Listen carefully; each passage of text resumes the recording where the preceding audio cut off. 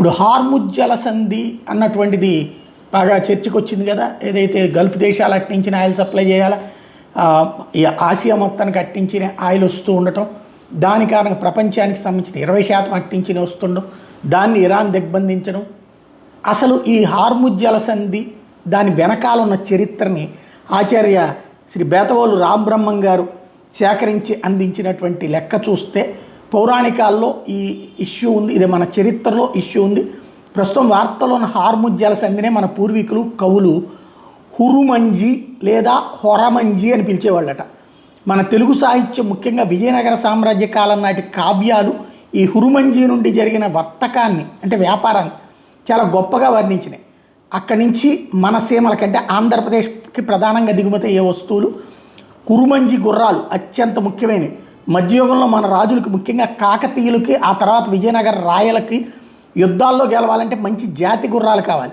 Arabia మరియు Persia ఇప్పటి Iran నుండి వచ్చే మేలుజాతి అశ్వాలు ఈ హురుమంజి రేవు నుండే ఓడల ద్వారా మన కోస్తా తీరానికి అంటే మోటుపల్లి, మచిలీపట్నం, బక్కలు వచ్చేవాట. శ్రీకృష్ణదేవరాయలు తన అముక్త మాల్యదలో గుర్రాల వ్యాపారం గురించి రాస్తూ రేవులను అభివృద్ధి చేసి హురుమంజి నుంచి వచ్చే గుర్రాలు, ఏనుగులు శత్రువులకు దక్కకుండా మనకేలా దక్కేలా చూసుకోవాలి అని రాజనీతిని కూడా బోధించాడు. లేకపోతే సాహిత్యంలో ప్రస్తావన కూడా ఉంది. శ్రీనాథుని హరవిలాసంలో కవి సార్వభౌముడు శ్రీనాథుడు రాసిన హరవిలాసంలో అవచి తిప్పయ్య శెట్టి అనే గొప్ప వర్తకుడు గురించి వర్ణిస్తూ అతను ఏ దేశం నుంచి ఏ వస్తువులు తెచ్చేవాడో ఒక సీస పద్యంలో అద్భుతంగా చెప్పాడు. అందులో హురుమంజి ప్రస్తావన ఉంది. హురుమంజి సొగసు కైవడి బారువారముల్ అంటే హురుమంజి నుంచి అందమైన వేగంగా పరిగెత్తే గుర్రాలను, బారువారముల్ అంటే గుర్రాలన్నమాట, తెప్పించేవాడని అర్థం.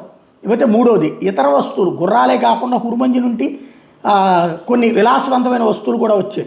ముత్యాలు, పెరల్సు, పర్షియన్ గల్ఫ్ ప్రాంత ముత్యాలకు పెట్టింది పేరు. మన కవులు వీటిని ఆణిముత్యాలు అని వర్ణించేవాళ్ళు. పన్నీరు, రోజ్ వాటర్, పర్షియా నుండి సుగంధ ద్రవ్యాలు ముఖ్యంగా గులాబీ అత్తర్ పన్నీరు వచ్చేదట. ఖర్జూరం, డ్రై ఫ్రూట్స్, ఎండిన పండ్లు, బాదం, పిస్తా లాంటివి వచ్చాయట.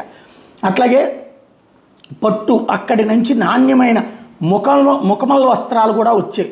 కాబట్టి హురుమంజి అంటే మన తెలుగు వాళ్ళకి కేవలం ఒక చమురు రవాణా మార్గం మాత్రమే కాదు, ఒకప్పుడు మన రాజ్యాల సైనిక బలానికి గుర్రాలు, రాణుల అలంకరణకి ముత్యాలు, పన్నీరు మూల కేంద్రం కూడా అది. ఆనాటి మన వర్తకులు సముద్రం మీద ఆధిపత్యం చెలాయించి అక్కడి నుండి సంపదను మన దేశానికి తెచ్చేవాళ్ళు.